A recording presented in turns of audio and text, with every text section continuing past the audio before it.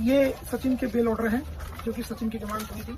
Certified copy है, आप देख सकते हैं इनके खुद के दस्तावेजों से कि सीमा हैदर सचिन की कोई वाइफ नहीं है। और ये बेल एप्लीकेशन लगाई जिसके अंदर बिल्कुल भी इस बात को नहीं बताएगा कि भाई हमने इसकी मेरे बेटे से सीमा की शादी हो चुकी है और वो आज तक गुलाम हैदर की वाइफ है। सचिन ने ये नहीं कहा कि ये मेरी पत्नी है और मैंने नेपाल में इससे शादी कर ली थी और जिसकी वजह से मैंने इसको भारत में एंट्री करवाई। ये कहीं भी इसको अपनी पत्नी करार नहीं देता। ये सचिन भी और उसका फादर भी अपने बेटे की पत्नी कराने देता है। तो सचिन मीना जो है इसका इलीगल फ्रेंड है जो कि इलीगल रिलेशन में कानून की नजरों में इसके साथ रह रहा है। परिवर्तन किया जाता है तो उसको 10 साल की कैद होगी। अस्सलाम वालेकुम मेरे दोस्तों सीमा भगोड़ी का हो गया पत्ता साफ। जी मेरे दोस्तों, लप्पू की अम्मी सीमा भगोड़ी पकड़ी गई। हाँ मेरे दोस्तों, आज बात होगी बिना डरे खुलकर सबूत के साथ गुलाम हैदर की आई एक बहुत बड़ी नई खबर के बारे में, और फिर बात होगी इस लप्पू की अम्मी सीमा भगोड़ी के बारे में। हाँ मेरे दोस्तों, आज होगा खुलासा सीमा भगोड़ी के एक नए राज का। मेरे दोस्तों, आज मैं आपको अभी इसी वीडियो के अंदर बहुत ही बड़ी ब्रेकिंग न्यूज़ बताने जा रहा हूँ, ज़रा अपने कान खोलकर सुनना। जी मेरे दोस्तों, गुलाम हैदर ने इस भगोड़ी के साथ एक बहुत बड़ा कांड कर डाला है। मेरे दोस्तों, आज की ये खबर मैं आपको अभी पूरी डिटेल के साथ बताऊंगा और इसी वीडियो के अंदर एक बेहद धमाकेदार वीडियो भी आपको दिखाऊंगा। इसलिए मेरे दोस्तों, आपसे तहे दिल से गुजारिश है, आज का मेरा ये वीडियो बीच में ही छोड़कर मत जाना, नहीं तो आज आप बहुत बड़ी खबर मिस कर दोगे। जी दोस्तों, जैसे कि आप सब ये बात शायद जानते ही होंगे कि इस भगोड़ी पर वकील मोमिन मलिक साहब के आने पर बहुत बड़ी आफत आ चुकी है, क्योंकि दोस्तों वकील साहब ने इस भगोड़ी को सज़ा दिलाने की पूरी तैयारी कर ली है।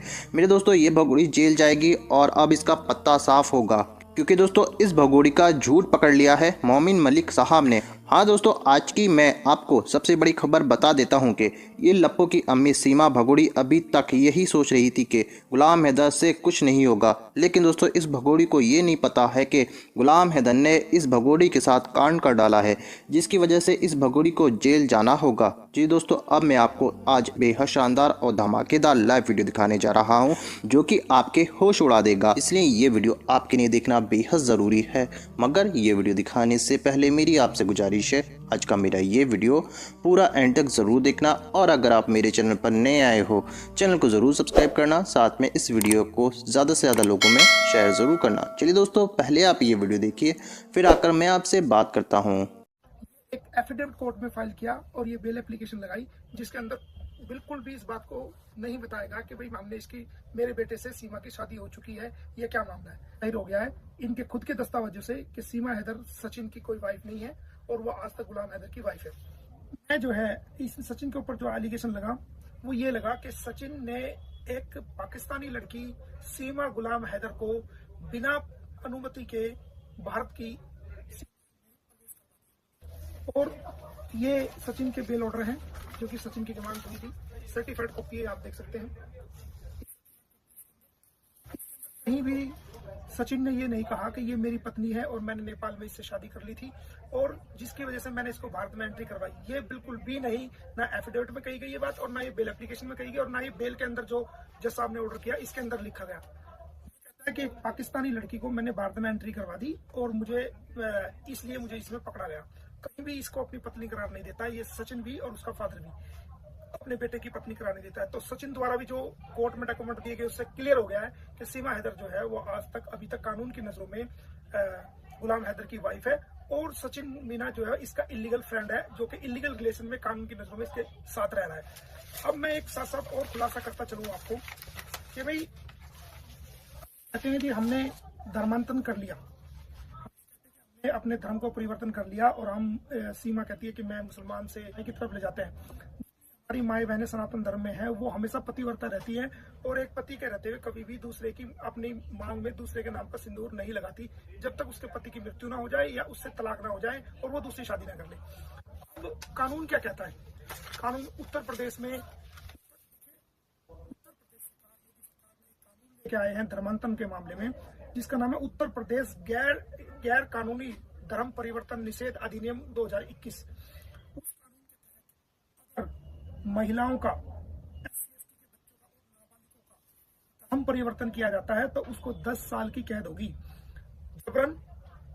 जबरदस्ती किया जाए, ब्रेन वॉश करके किया जाए, गुमराह करके किया जाए, प्रलोभन देके किया जाए या उसको डरा धमका के या हालात में उसको मजबूर करके किया जाए तो उसको 10 साल की कैद और 3 से 10 साल तक कैद और 50,000 रुपए जुर्माना। अगर नाबालिग बच्चों का कोई धर्मांतरण करता है, उसका धर्म परिवर्तन करता है, तो 10 साल की कैद।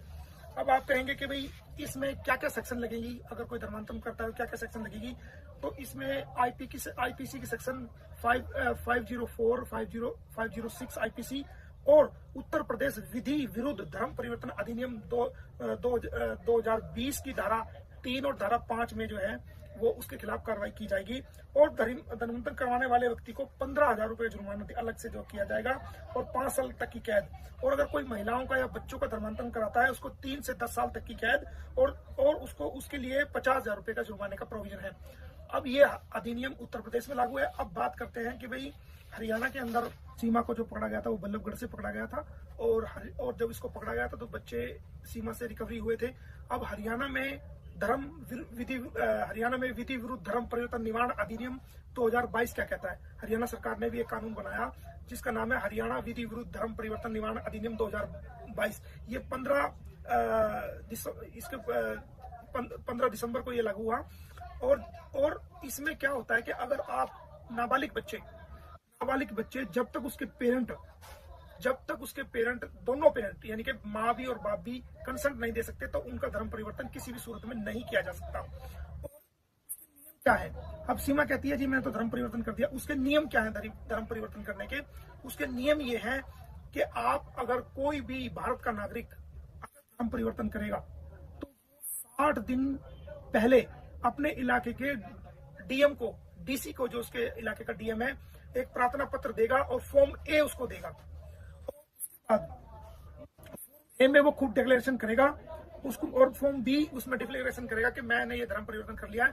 और उसके 15 दिन के अंदर अंदर जो डीएम साहब है वो उसके नोटिस पर, ए फॉर्म पर, बी फॉर्म पर के अंदर एक जो है ना पब्लिकेशन कराएंगे, एक घोषणा कराएंगे कि भाई इस व्यक्ति ने धर्म परिवर्तन के लिए आवेदन किया है।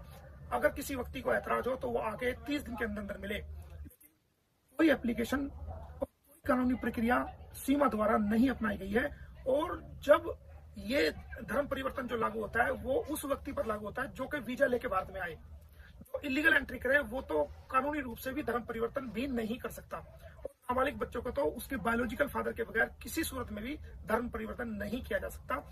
और इस मामले में सबसे पहली एफआईआर जो है वो एसडीएम नगर थाना फरीदाबाद में 8 जून 2022 को हुई थी। 3 साल से 10 साल तक का प्रोविजन है। इस हरियाणा में ये दर्ज हुई थी। और उत्तर प्रदेश के अंदर जो धर्म परिवर्तन के मामलों में एफआईआर हुई 2 साल के अंदर, मैं आपको बता दूं 427 एफआईआर दर्ज हो चुकी है और 833 गिरफ्तारियां हुई हैं जिन लोगों ने नाजायज रूप से धर्म परिवर्तन की कोशिश की थी। तो मेरा कहने का तात्पर्य यह है कि आज आपके सामने बात रखी कि नेत्रपाल ने भी अपने एफिडेविट में बेल एप्लीकेशन में सीमा को अपने बेटे की बहू नहीं माना है और ये कहा है कि भाई मैं इसका पैरोकार हूं और मैं ये उसको अपनी बेटे की बहू नहीं माना। सचिन ने भी कहीं भी सीमा अपनी बेल एप्लीकेशन में या अपने एफिडेविट में या किसी भी डॉक्यूमेंट में जो कोर्ट में जमा है आज तक उसको अपनी बीवी नहीं माना है।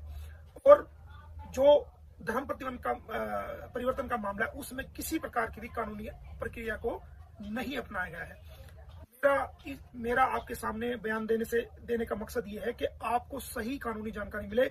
और इतने टाइम से जो भारत के लोगों को, बल्कि पूरी दुनिया के लोगों को गुमराह किया जा रहा था, सीमा द्वारा जो गुमराह किया जा रहा था, सचिन द्वारा, नेत्रपाल द्वारा और उनके भाई द्वारा जो गुमराह किया जा रहा था, उससे देश जो है वो देख रहा था कि क्या हो रहा है। अब जो कानूनी बातें हैं, जो अवेलेबल रिकॉर्ड है, कोर्ट का रिकॉर्ड है, उसके मुताबिक सारी चीजें आपके सामने आ गई हैं। और ये अब आप फैसला करोगे कि सीमा गुलाम हैदर की वाइफ है या नहीं है, इनका धर्म परिवर्तन हुआ है या नहीं हुआ है। कानून की नजर में इनका कोई धर्म परिवर्तन नहीं हुआ और ये आज तक भी पाकिस्तान की मुस्लिम समाज की रहने वाली एक महिला है। और ये सब सारा आडंबर किया जा रहा है भारत के लोगों को गुमराह करने के लिए, ये सारा आडंबर किया। दोस्तों देखा आपने ये वीडियो, मुझको पूरी उम्मीद है आपको ये वीडियो देखकर बेहद मज़ा आया होगा। और आपने इस वीडियो के अंदर देखा होगा ये एक औरत कितनी गंदी औरत है और इस भिगोड़ी को ये नहीं पता कि बच्चों की ज़िंदगी बर्बाद हो रही है।